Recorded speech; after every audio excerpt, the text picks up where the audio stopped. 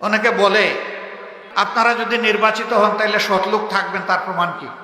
দুটা প্রমাণ। একটা 2001 সাল থেকে 6 সাল আমাদের তৎকালীন আমিরে জামাত এবং সেক্রেটারি জেনারেল মন্ত্রী ছিলেন।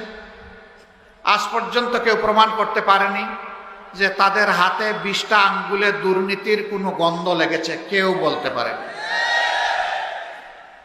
আমাদের 63 জন এমপি ছিলেন বিভিন্ন টার্মে, একই কথা তাদের ব্যাপার।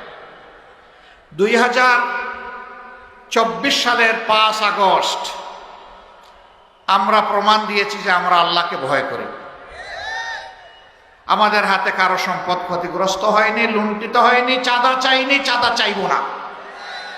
যদি আল্লাহ তাআলার ইচ্ছা হয়, জনগণের ভালোবাসায় জামাতে ইসলামী নির্বাচিত হয়, ইনশাআল্লাহ আমরা দেশের মালিক হব না, আপনাদের সম্পদের মালিক হব না, আমরা হব আপনাদের এবং আপনাদের সম্পদের ইজ্জতের চৌকিদার, পাহারাদার।